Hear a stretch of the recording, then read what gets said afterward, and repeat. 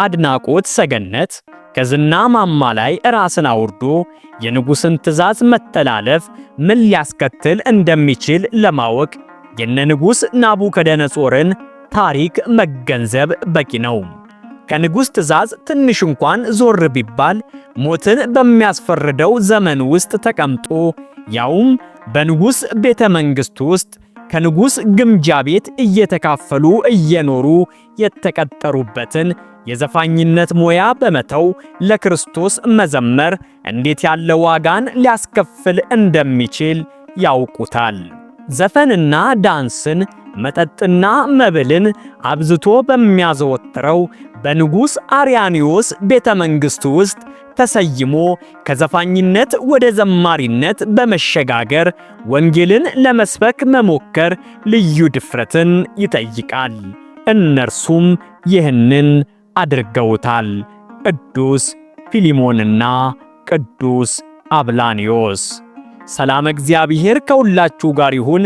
ውድ የ44 ሚዲያ ቤተሰቦቻችን እንደተለመደው ሚዲያችንን ሰብስክራይብ፣ ቪዲዮውን ደግሞ ላይክ እና ሼር በማድረግ እስከ ፍጻሜው ድረስ እንድትከታተሉን በወላዲተ አምላክ ስም እየጠየቅናችሁ ወደ ዛሬው መሰናዷችን አመራን።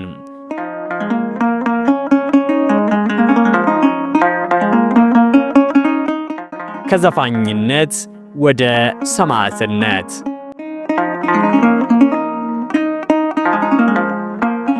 በአርያኒዮስ ንጉሣዊ ቤተ መንግሥት ውስጥ ሙዚቃ ልዩ ሚና ነበረው። ይህ ንጉሥ ልክ እንደ ሌሎቹ ነገሥታት ሁሉ የአረማውያን አማልክትን ያመልክ የነበረና በግዛቱ የሚገኙ ሰዎችም እንዲያከብሯቸውና እንዲያመልኳቸው ያስገድድ የነበረ አረማዊ ንጉሥ ነው። በእርሱ ግዛት ውስጥ ያሉ በርካቶችም የንጉሥ አርያኖስን አምላክ በማምለክ ከክርስትናው ሕይወት ያፈነገጡ ነበሩ። ከነዚህ በርካታ ሰዎች መካከል ደግሞ የንጉሥ የቀኝ እጅ በመሆን በቤተ መንግሥቱ ውስጥ በዘፋኝነት ሙያ የተሰማሩት ፊሊሞንና አብላኒዮስ ግንባር ቀደም ተጠቃሾች ናቸው። እነዚህ ሁለት ሰዎች ተራ ሙዚቀኞች ብቻ አልነበሩም። ድምፃቸው የሥጋ መሻትን የሚያነቃቃ ልዩ ተሰጥኦ ያላቸው ዕውቅ ድምፃውያን ጭምር ነበሩ። ግጥምና ዜማቸው ኪነጥበባዊ ለዛን የጠበቁ በመሆናቸው በዓለም የሙዚቃ ሳይንስ ውስጥ ገዝፎ የሚነሳውን ሞዛርትን የሚያስንቁ ናቸው ቢባል እንኳን ቅጥፈት አይሆንም። ዘፈኖቻቸው በውበታቸውና በኃይላቸው በመላው መንግሥቱ ይታወቁም ነበር። ፊሊሞንና አብላኒዮስ ምንም እንኳን በቤተ መንግሥቱ ውስጥ ንጉሥን በሙዚቃና በውዝዋዜ ቢያገለግሉም ነፍሳቸው ግን መርካትም ሆነ መርጋት አይስተዋልባትም ነበር። ከንጉሥና ከጋሻ ጃግሬዎቻቸው የሚጎርፍላቸው ውዳሴ፣ ከሕዝቡ የሚሽጎደጎድላቸው አድናቆት እንቅልፍ ይነሳቸው ጀመር እንጂ እረፍትንና ደስታን ሊያጎናጽፋቸው ግን አልቻለም። በባዕድ አምልኮ ውስጥ ሆነው በሙዚቃና በዘፈን የደረጀውን የልቦናቸውን ጡንቻ በመዝሙርና በውዳሴ ስሉስ ቅዱስ ማርካት የተሳናቸው እነዚህ ሁለት አርቲስቶች ከዕለታት አንድ ቀን ስለ አምላክ ሰው መሆንና ለሰው ልጆች ሁሉ መሞቱን ሰሙ። የዚህንም የቆሙበትን የእምነት ዳርቻ የተሳፈሩበትን የሙዚቃ ኮርቻ ቆም ብለው ለመመልከት ተገደዱ።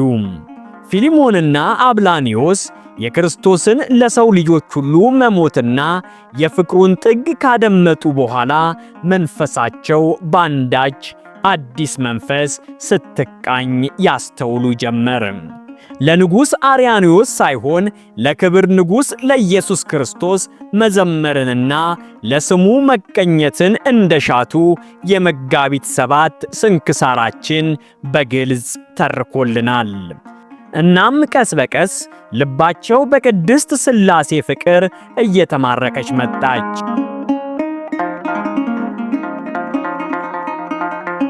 ሞቶ ሞትን ለገደለው እርቃኑን ተሰቅሎ ሲኦልን እርቃኗን ላስቀራት ንጉሥ ለኢየሱስ ክርስቶስ ለመቀኘት መሻት ጀመሩ። ሞት ለሚያስቀረው ኃይሉም ሆነ ንግስናው በምድር ለሚቀረው ለንጉሥ አርያኒዮስ ከመዝፈን ተላቀው ሞትና መቃብር ላልቻለው አምላክ ለኢየሱስ ክርስቶስ መዘመርን ምርጫቸው አደረጉ። ነገር ግን ይህ ውሳኔያቸው ከውዳሴ ወደ ነቀፌታ፣ ለጭብጨባ የሚሰነዘሩ እጆች ወደ ሰይፍና ጦር ሰበቃ ሊሸጋገሩ እንደሚችሉ አላስተዋሉም ነበር። ይሁን እንጂ ከዘፈን ወደ መዝሙር ከአረማዊነትም ወደ ክርስትና መሸጋገራቸው ከሥጋቸው ይልቅ ለነፍሳቸው ዋስትና እንደሚሆናቸው አምነዋልና ቅዱስ ጳውሎስ ከደማስቆ ጎዳና እንደተመለሰው እነርሱም ከቤተ መንግሥቱ እልፍኝ፣ ከጎመራው ወይን፣ ከጣፋጩ ምግብና ከዝናው ማማ ላይ ራሳቸውን በማውረድ ስለ ክርስቶስ ብለው ስደትን፣ መከራን መረጡ። ፊሊሞንና አብላኒዮስ ከውሳኔያቸው በኋላ ንጉሥ ፊት የቀረቡት በአዲስ ርዕሰ ጉዳይ ነበር። እንደ ቀድሞ ንጉሥን በማወደስና በማገልገል አልተጠመዱም። ይልቁኑ ንጉሥ ዳዊት እግዚአብሔርን በዝማሬ እንዳመሰገነው እነርሱም እግዚአብሔርን በመዝሙር ለማመስገን ከንጉሡ ፊት ተሰየሙ። ሲበላ ሲጠጣ፣ ሲጨፈርና ሲደነስ ከወትሮው በተለየ መልኩ ቁጭ ብለው ሲመለከቱ የነበሩት ፊሊሞንና አብላኒዮስ እንኳን ለንጉሡና ለቤተ መንግሥቱ ባለሟሎች ቀርቶ ለእንግዶችም ጭምር እንግዳ መስለው ይታዩ ነበር። ስለ ምድራዊ ንጉሥ ክብር ሳይሆን ስለ ክርስቶስ መከራና ትንሣኤ መዘመር ጀመሩ። የክርስቶስን ኃይልና ፍቅር አመሰገኑ። የመዳንን መልእክትም በዜማዎቻቸው ማካፈሉ ላይ ተጠመዱ። ይህ ድርጊታቸው ንጉሥን አስቆጣው፣ በሌሎቹም ዘንድ መደናገጥን ፈጠረ። እነርሱ ግን ለጊዜው ቢያቆሙም በቤተ መንግሥቱ መዳረሻ ሁሉ እግዚአብሔርን በመዝሙር እያመሰገኑ ወንጌልን ይሰብኩ ጀመር። ንጉሥ ከግዛቴ አስወግጄዋለሁ ብሎ ያሰበው የክርስቶስ ወንጌል በእነዚህ ሁለት ዘፋኞች ምክንያት በቤተ መንግሥቱ ውስጥ በኃይልና በስፋት ያቆጠቁት ጀመር። ይህ የኪነ ጥበብ ተሰጥኦ ብቻ አልነበረም፣ የእምነት ኃያልነትም ጭምር እንጂ። የመንግሥቱ ወንጌል በቤተ መንግሥቱ ውስጥ ፍሬ እያፈራ ሲመጣ የንጉሥ አርያኒዮስ ቁጣ ወንዝ ተሻግሮ የሌሎች መኳንንትንና ነገሥታትን ጆሮ አካለለ።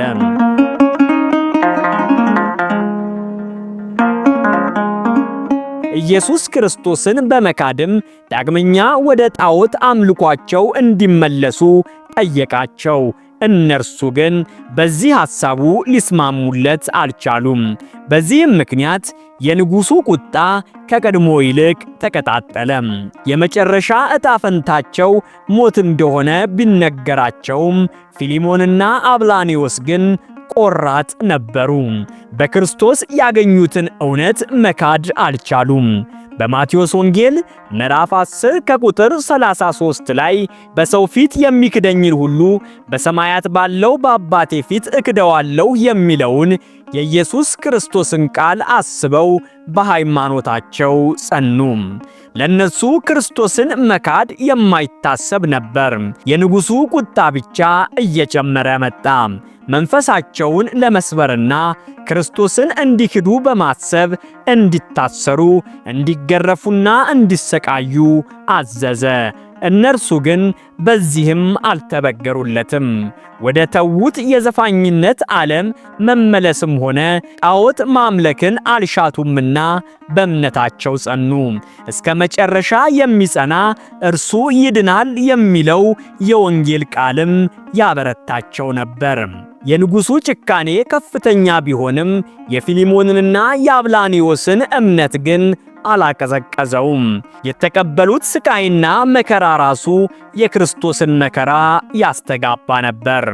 በመጽሐፍ ቅዱሳችን ውስጥ ስለ እምነታቸው ሲሉ ብዙ ስቃይን ስለታገሱ ሰማዕታት ራእይ 12:11 ላይ እነርሱም ከበጉ ደም የተነሳ ድል ነሱት፣ ነፍሳቸውንም እስከ ሞት ድረስ አልወደዱም የሚል ቃልን እናነባለን።